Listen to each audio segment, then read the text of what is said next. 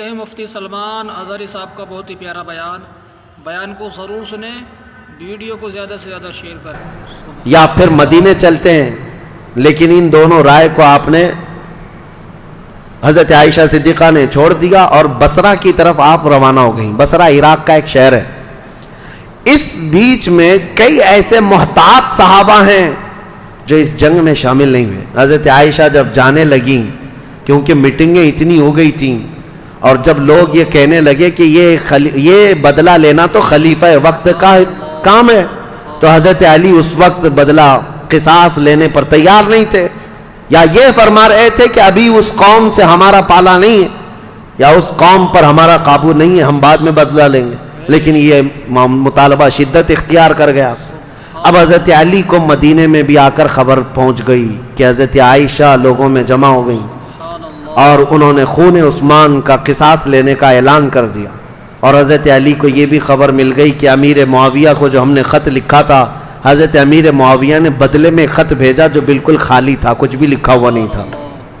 حضرت علی سمجھ گئے معاملات سنگین ہے، یعنی امیر معاویہ نے وہاں سے اعلان یہ کر دیا ہے کہ پہلے خون عثمان کا بدلہ لیا جائے گا، بعد میں حضرت علی کی بیعت اور خلافت کا معاملہ ہوگا۔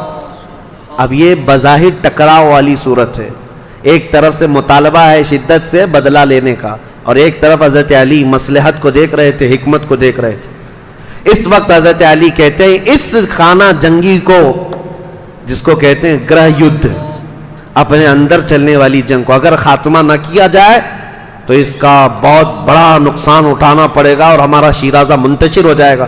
حضرت علی مدینے میں لوگوں کو جمع کرتے ہیں، چلو ہم اس معاملے کو ٹھنڈا کریں گے۔ جب سب لوگ جمع ہوئے حضرت علی کے ساتھ، حضرت علی اب کوفہ کی طرف روانہ ہو گئے۔ حضرت علی کے ساتھ اس وقت 10,000 لوگ تھے۔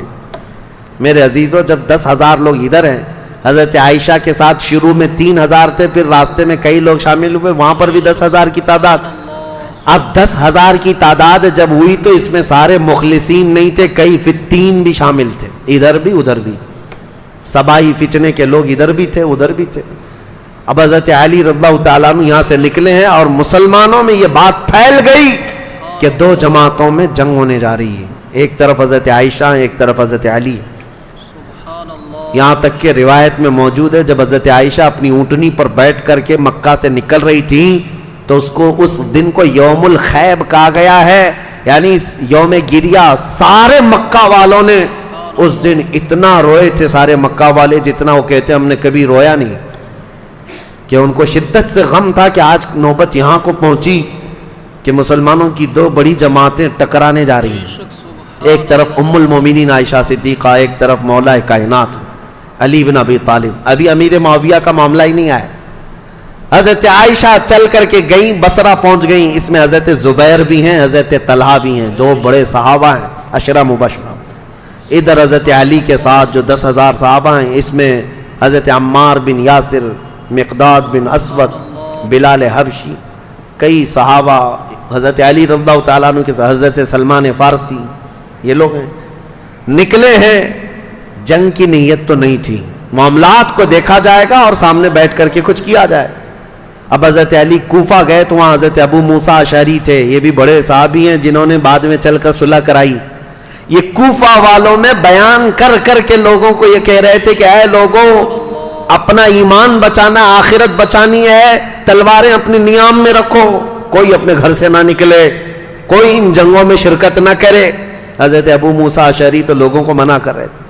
پھر حضرت علی کوفہ پہنچ گئے۔ یہ کوفہ پہنچنے کی وہی تاریخ ہے کہ جب حضرت علی کوفہ پہنچے تو پھر اس کے بعد مدینے دوبارہ تشریف نہیں لائے۔ یہاں سے حضرت علی کی خلافت کا باضابطہ جو دور، کوفہ جو دارالعاصمہ، دارالخلافہ بنا اسلام کا، حضرت علی جب وہاں آئے تو لوگوں کو آپ کی فوج میں شامل کیا گیا۔ حالات سنگین ہو رہے ہیں، طاقت کے بل بوتے، طاقت کے زور، اس کو ٹھنڈا کرنا چاہیے۔ اب اس میں محتاط صحابہ جو تھے ان کی بھی رائے میں بتاتا ہوں۔ حضرت عبداللہ بن عمر ہیں، حضرت عمر بن عاص ہیں، یہ لوگ شریک نہیں ہوئے۔ محمد بن مسلمہ ہیں، یہ لوگ شریک نہیں ہیں۔ احنف بن قیس، یہ بعد میں۔ ان لوگوں سے حضرت علی نے بلا کر کے کہا بھی تھا کہ تمہاری رائے کیا ہے؟ حضرت عمر بن عاص نے کہا کہ میں چل تو پڑوں گا آپ کے ساتھ، لیکن بس اتنی شرط ہے آپ مجھے وہ تلوار دیں جو تلوار یہ پہچانتی ہو کون سی گردن مسلمان کی کون سی کافر کی، مجھے وہ تلوار دیجیے، کیونکہ جنگ ہو رہی ہے، دو جماعتیں جو دونوں طرف مسلمان ہیں، صحابہ ادھر بھی ہیں صحابہ ادھر بھی ہیں۔ عمرو بن عاص نے کہا میرے پاس ایسی تلوار نہیں جو پہچانتی ہو گردن کس کی ہے، اگر یہ مل گئی تو پھر شریک ہو جاؤں۔ اس کے بعد حضرت محمد بن مسلمہ کو بلا کر پوچھا کہ آپ کیوں نہیں؟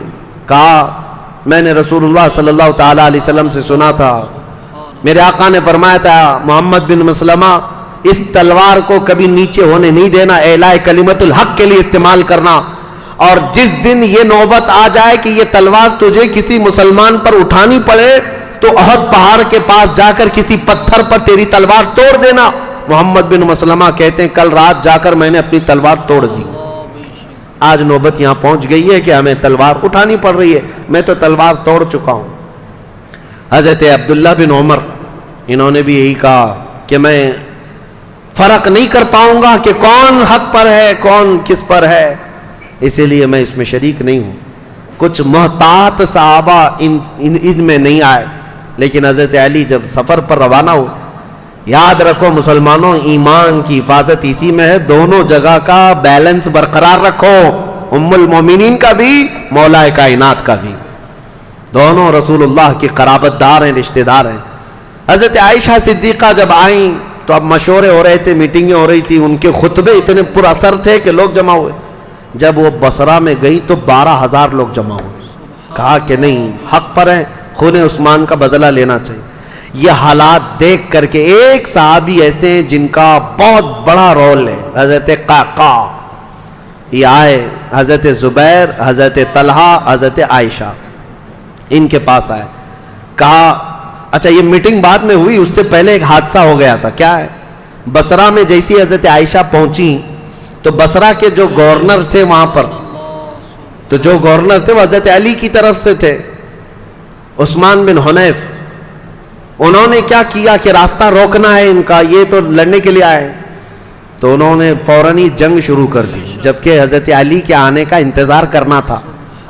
تو عثمان بن حنیف نے لوگوں کو اتار دیا، اور جنگ جیسی خالی راستہ روکنے کے لیے شروع ہوئی تھی اس میں 700 لوگ مارے گئے بصرہ کے۔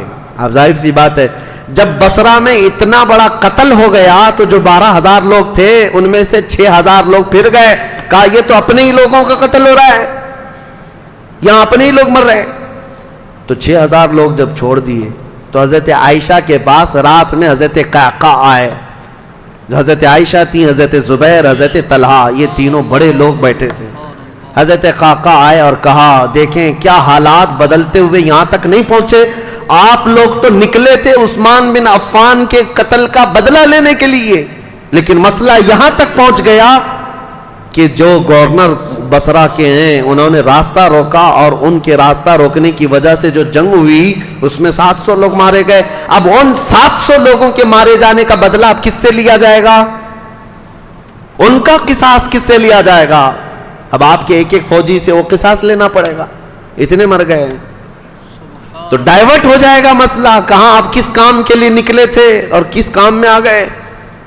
کل کو اگر گورنر بصرہ کے عثمان بن حنیف کا قتل ہوتا ہے تو پھر یہ مطالبہ بدل جائے گا، اب آپ کے بارے میں بھی لوگ یہ کہیں گے تم تو نکلے تھے عثمان بن عفان کے قتل کا بدلہ لینے کے لیے، لیکن تم نے اپنے ہاتھوں سے بصرہ کے گورنر کا قتل کیا، اب ان کا قصاص ہم آپ سے لیں گے، بات تو برابر ہو جائے گی۔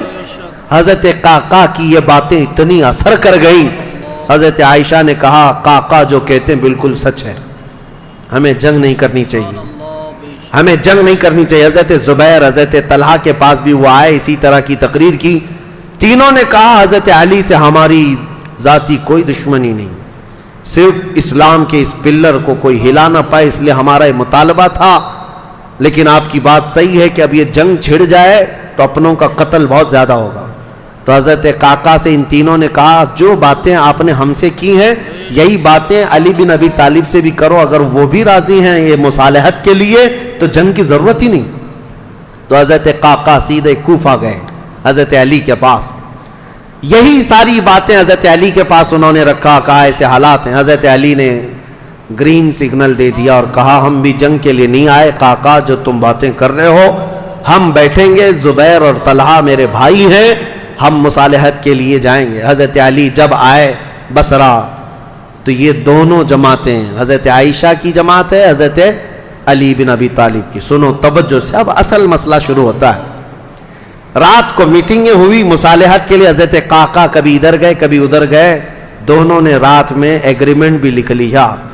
حضرت زبیر خود چل کر کے حضرت علی کے پاس آئے، حضرت علی سے گفتگو کرنے سے پہلے ہی حضرت علی نے ان سے پوچھا اے زبیر تمہیں یاد ہے رسول اللہ صلی اللہ علیہ وسلم نے ایک مرتبہ میں بھی تھا اور تم بھی تھے، سنو حضرت علی حدیث سنا رہے ہیں، حضرت زبیر کو یاد دلا رہے ہیں، کہا میں بھی تھا تم بھی تھے، رسول اللہ نے تم سے یہ نہیں کہا تھا اے زبیر ایک دن تم علی سے لڑو گے اور علی حق پر ہوں گے، ایک دن تم علی سے لڑو گے اور علی حق پر ہوں گے؟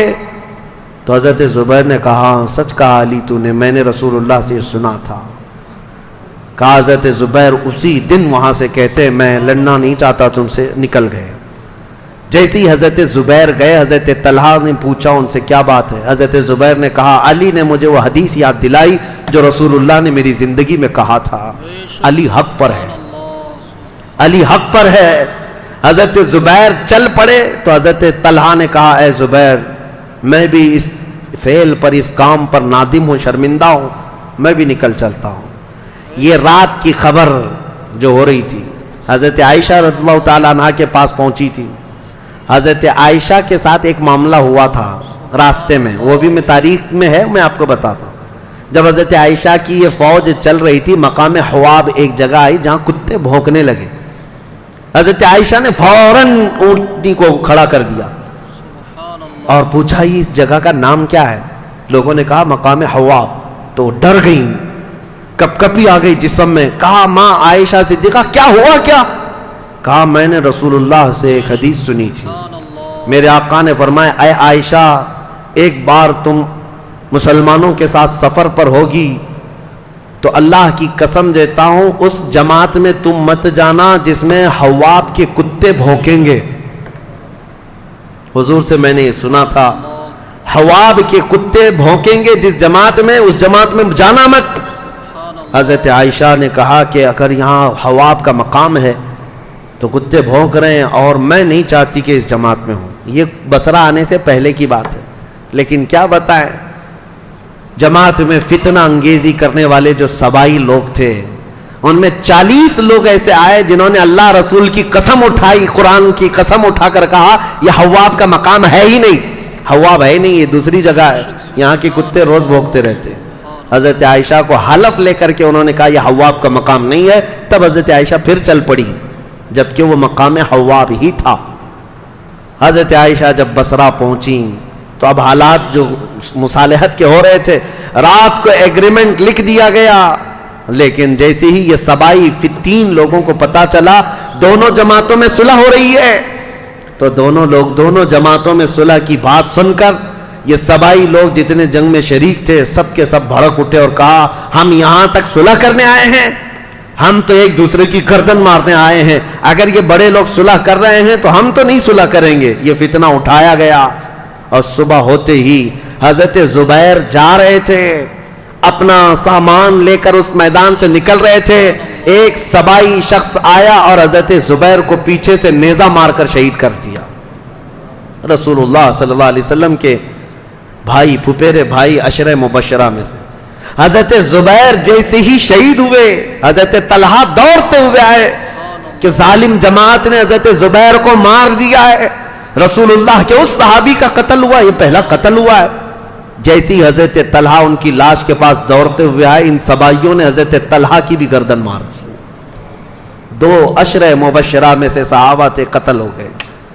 اب ہوا یہ کہ جیسے ہی حضرت زبیر اور حضرت طلحہ شہید ہوئے تو یہ جو جماعت آئی تھی ان سب میں یہ اعلان ہوا کہ حضرت علی کے ساتھ جو جماعت آئی ہے انہوں نے وعدہ خلافی کی ہے، رات کو صلح کیا اور صبح قتل کیا ہے، اس اعتبار سے جنگ شروع ہو گئی۔ ادھر سے جو حضرت عائشہ کے ساتھ لوگ آئے تھے وہ جنگ میں کود پڑے اور ادھر سے جو تھے وہ بھی جنگ میں کود پڑے۔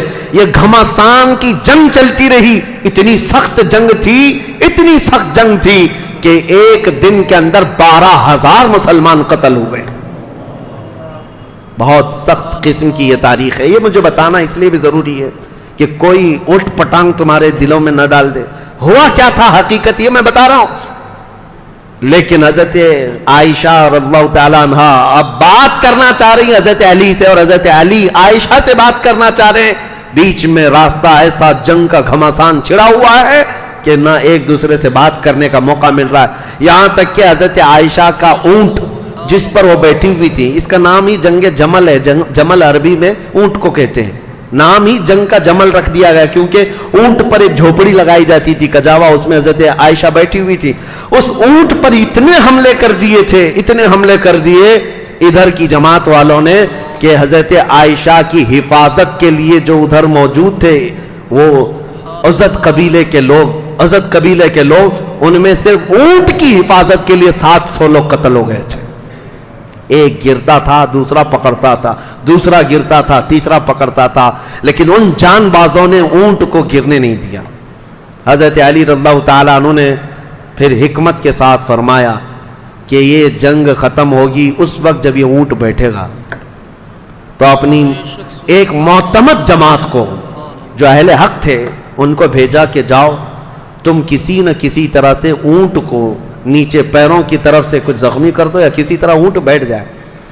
وہ گئی ایک جماعت حضرت علی کی طرف سے، جنگ کے لیے نہیں. انہوں نے کسی نہ کسی طرح اونٹ کو بٹھا دیا. جیسے ہی اونٹ بیٹھ گیا ام المومنین نیچے آئیں. اگر حضرت عائشہ صدیقہ کے ساتھ کچھ بھی ہو جاتا امت میں بہت بڑا فتنہ ہوتا.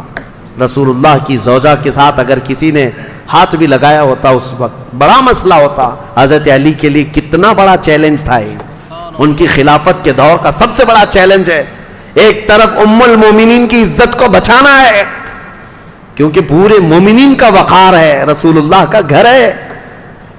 تو حضرت علی نے گرنے نہیں دیا. اور اس کے بعد حضرت علی رضی اللہ تعالیٰ عنہ نے پیغام بھیجا حضرت عائشہ کو کسی نہ کسی طرح سے اس کجاوے سے نکال کر لایا.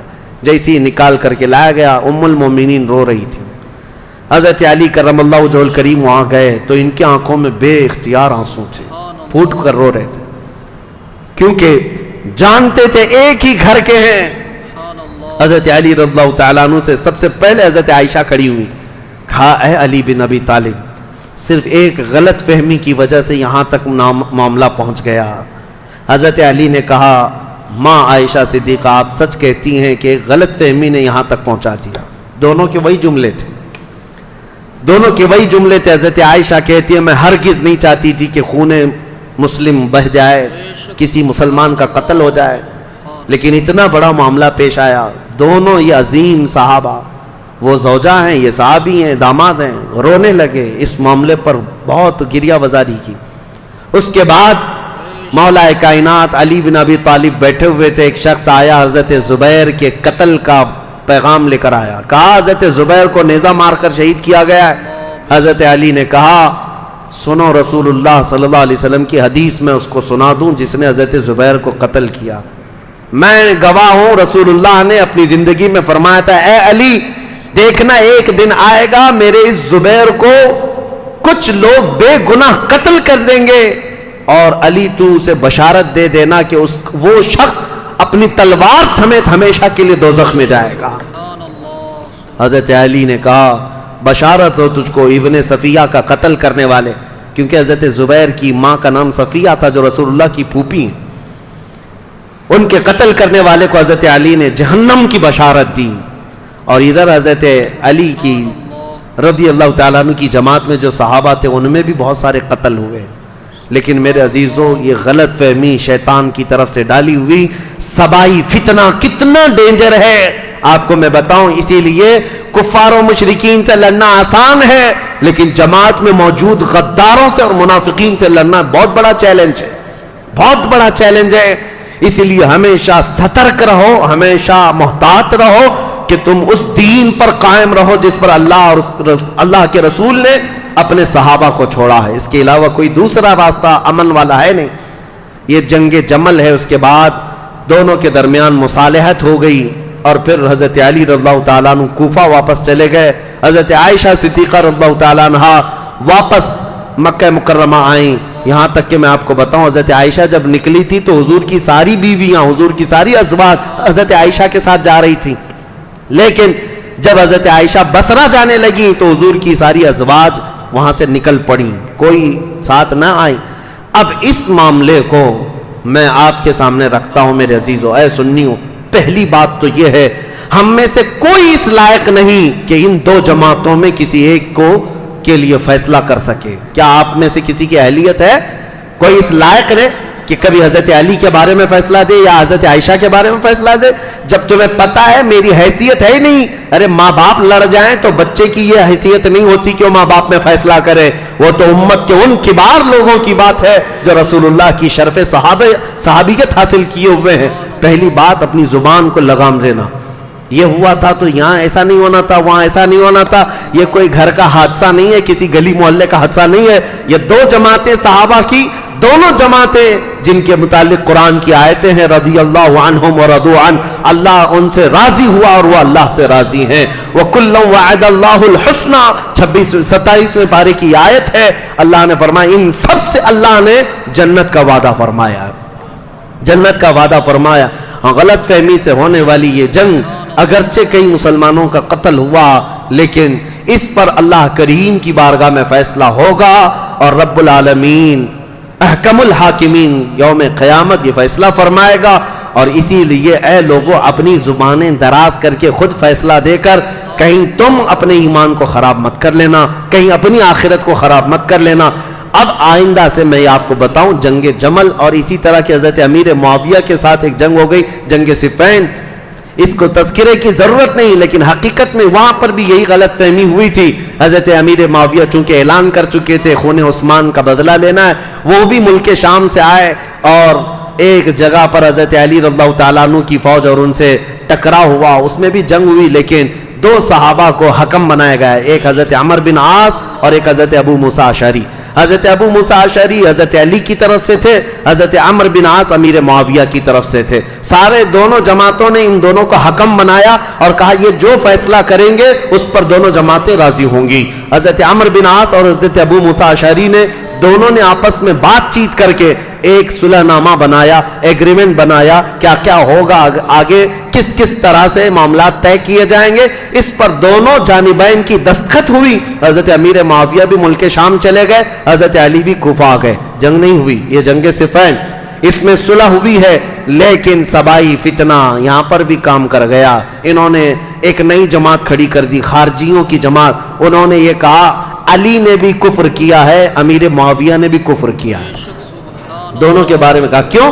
کہا دونوں نے حکم بنایا، اپنا فیصل بنایا اور حکم صرف اللہ ہے، حکم صرف اللہ ہے، لا حکم الا للہ آیت پڑھتے تھے اور کہتے تھے قرآن میں تو ہے اللہ ہی حکم ہے، اللہ کے علاوہ کوئی حکم نہیں۔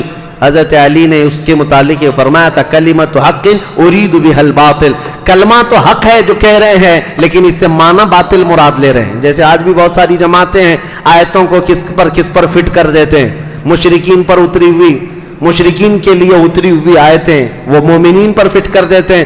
خارجی ایک جماعت تیار ہوئی جو حضرت امیر معاویہ کی بھی دشمن، حضرت علی کی بھی دشمن، ان لوگوں نے یہ فتنہ اٹھایا کہ یہ دونوں جماعتیں کافر ہو گئی، ہم اپنی جماعت لے کر الگ ہوتے ہیں، اور یہ جماعت ایک پھر نئی بنی شیعہ حضرات کے بعد ایک خارجی جماعت، اور یہ جب کافر خود ہو گئے، ظاہر سی بات ہے رسول اللہ کے دو صحابہ کو کافر کہنا خود کافر ہونا ہے، یہ جماعت نکلی، حضرت علی نے ان سے بھی مقابلہ کیا مقام نہروان میں، اور جتنے خارجی تھے یہ اتنے سخت ہو گئے تھے کہ جو بھی مسلمان گزرتا تھا اس کا پورا مال لوٹتے تھے اور اس کو جلا دیتے تھے۔ حضرت علی کی دشمنی میں مسلمانوں کے دشمن ہو گئے، تو پھر حضرت علی نے ان کے ساتھ مقابلہ کیا اور وہ جتنے خارجی ہوئے تھے ان کو قتل کیا۔ چند خارجی بچ کر کے وہاں سے نکل کر بھاگے اور انہوں نے اپنی الگ الگ جماعتیں بنائی۔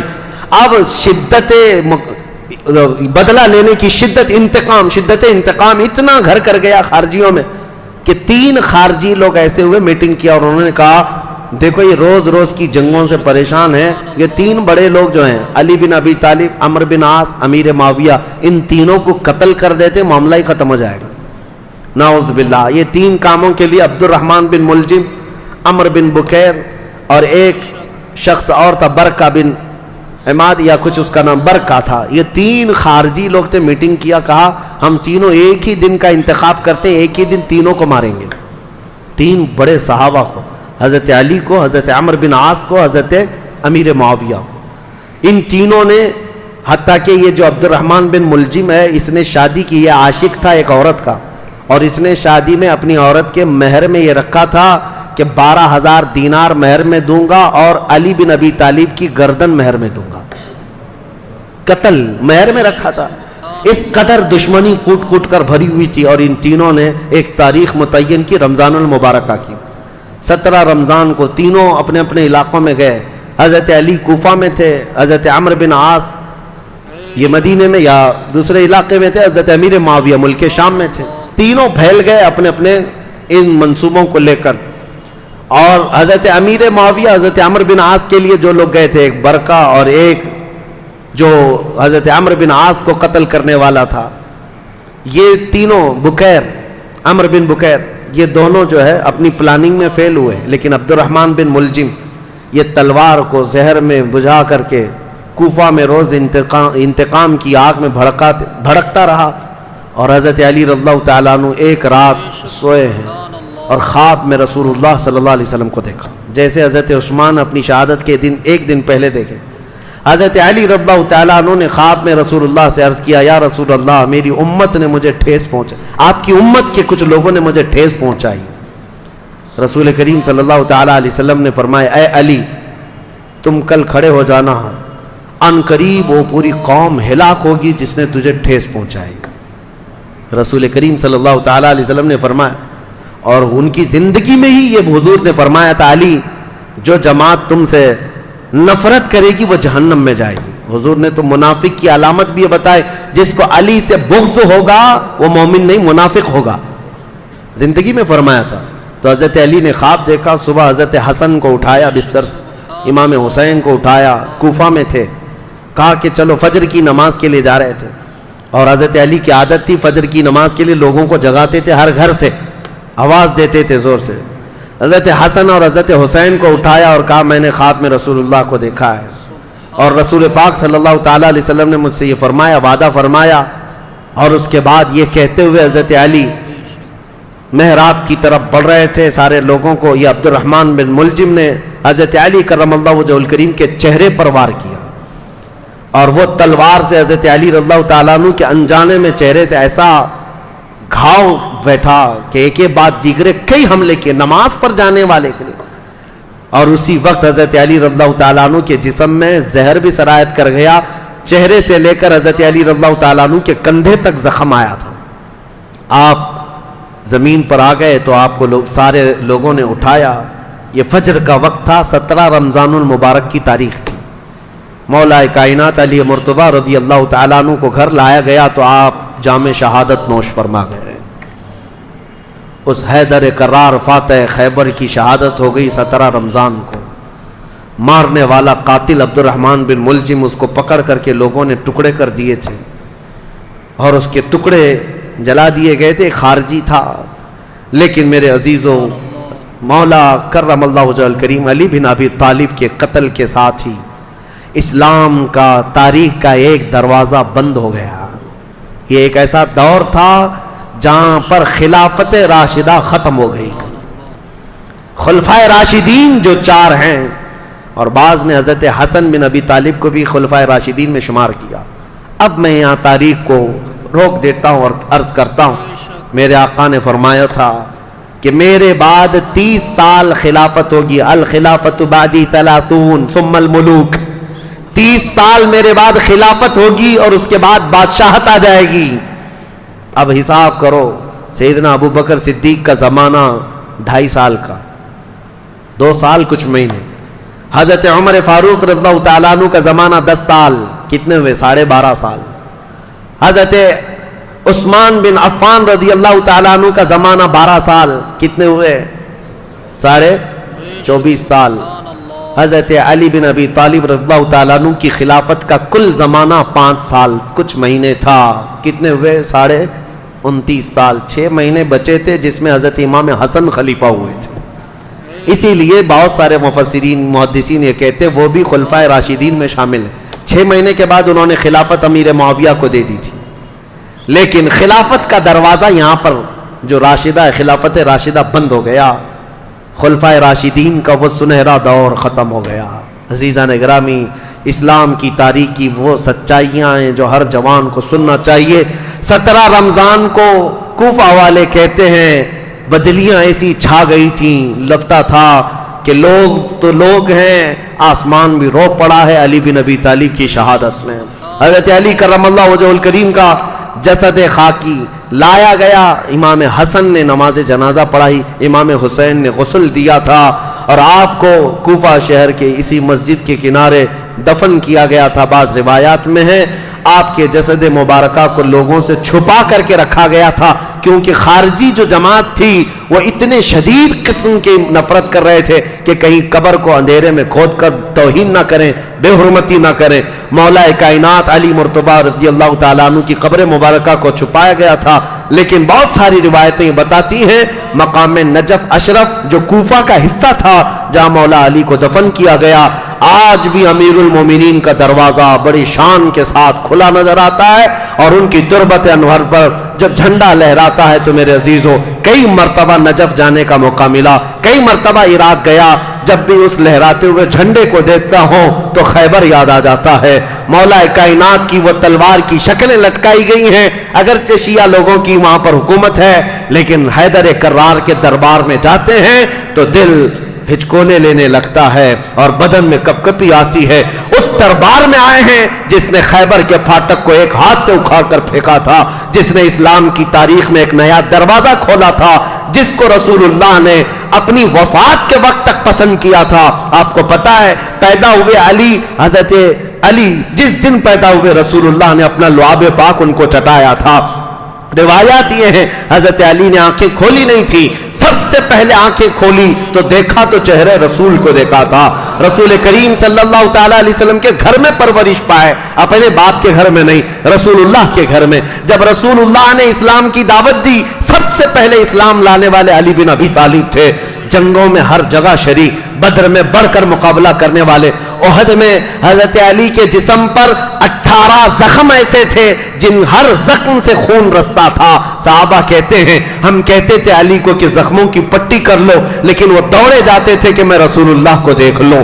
میدان جنگ میں اس طرح ثابت قدم رہنے والے، ایک مرتبہ لوگوں نے کہا حضرت علی ان کے پنڈلی میں ایک تیر ایسا چبھ گیا تھا کہ نکالتے تو گوشت نکل آ جاتا تھا، آپ نکالنے نہیں دے رہے تھے۔ لوگوں نے کہا علی بن ابی طالب کی اس پنڈلی سے تیر اس وقت نکالو جب یہ نماز پڑھنے کے لیے چلے جائیں، اس لیے کہ نماز میں ایسے محو ہو جاتے تھے دنیا و ما فیہا سے بے خبر، دنیا میں ہو کیا رہا ہے، کیونکہ وہ اپنے خالق کائنات کے رب کے حضور سجدہ کرتے۔ جو لوگوں نے یہ کہا حضرت علی جیسی نماز کے لیے رکعت باندھے، ان کی پنڈلی سے یہ تیر کھینچ کر نکالا گیا، اس تیر کے ساتھ گوشت بھی نکل کر کے آ گیا، لیکن ان کی نماز نہیں ٹوٹی، نماز مکمل کیا۔ سلام پھیرنے کے بعد لوگوں سے پوچھا کس نے میری پنڈلی سے تیر نکالا اور کس وقت نکالا، مجھے تو خبر ہی نہ ہوئی۔ وہ حیدر کرار کی نماز تھی۔ رسول اللہ کے ساتھ ہر گھڑی رہنے والے حضور صلی اللہ تعالیٰ علیہ وسلم نے اپنی عزیز لخت جگر فاطمۃ الزہرا کے لیے کسی کو منتخب کیا تھا، وہ علی بن ابی طالب کو منتخب کیا تھا۔ اور یہ بات بھی بتا دوں، رسول اللہ نے اپنے جانے کے وقت جن لوگوں کا نام فرمایا تھا کہ میں ان لوگوں سے راضی ہوں، وہ کون لوگ تھے جن کے ناموں میں حضرت علی کا نام تھا؟ حضور نے فرمایا میں ان سے راضی ہوں۔ وفات کے وقت بھی رسول اللہ ان سے راضی تھے، اور حضور صلی اللہ تعالیٰ علیہ وسلم کے پردہ کرنے کے بعد جو سعادت حاصل ہوئی حضرت علی کو، حضور صلی اللہ تعالیٰ علیہ وسلم کا کفن حضرت علی نے باندھا تھا، تجہیز و تکفین آپ نے فرمائی تھی، اور رسول کریم صلی اللہ تعالیٰ علیہ وسلم کو آخری مرتبہ قبر انور میں جو اتارا گیا ہے، اس قبر میں اترنے والے بھی علی بن ابی طالب تھے۔ یہ فضائل، یہ کمالات بے شمار ہیں۔ مولا علی کرم اللہ وجہہ الکریم ان سارے فضائل و کمالات کو لے کر 17 رمضان المبارکہ کو یہ سورج غروب ہو گیا اور دنیا میں اندھیرا چھا گیا، فتنوں کا ایک نیا دور کھلا، اور پھر ایسے فتنے کہ آج تک تھم نہ سکے اور قیامت تک رک نہ سکیں گے۔ مولا علی شیر خدا، ان کی تربت پر کروڑوں سلام، ان کی تربت انور پر لاکھوں انوار و تجلیات رب کی اترے، عزیزان گرامی وقار، بات صرف اتنی کہوں گا، یہ چاروں خلفائے راشدین ہر ایک کا اپنے دور میں ایک ایک کمال ہے، اور ایسا کمال ہے کہ یہ چاروں خلفائے راشدین کی تاریخ اگر میں ایک جملے میں عرض کروں تو بات صرف اتنی ہے: اسلام تیری نبض نہ ڈوبے گی حشر تک، اسلام تیری نبض نہ ڈوبے گی حشر تک، تیری رگوں میں رواں خون ہے چار یار کا، تیری رگوں میں رواں خون ہے چار یار کا۔ اسلام مفتی سلمان اظہری صاحب کا بیان اچھا لگا ہو تو ویڈیو کو زیادہ سے زیادہ شیئر کریں، لائک کریں، چینل کو سبسکرائب کریں۔ بہت ہی پیارا بیان تھا اور بہت ہی اچھا بیان تھا۔ چلیے نعت پاک کے چند اشعار سماعت کرتے ہیں، درود پاک پڑھ لیجیے۔ اللہم صلی علی سیدنا و شفیعنا و حبیبنا و کریمنا و ملجانا و مأوانا محمد صلی اللہ علیہ وآلہ وسلم۔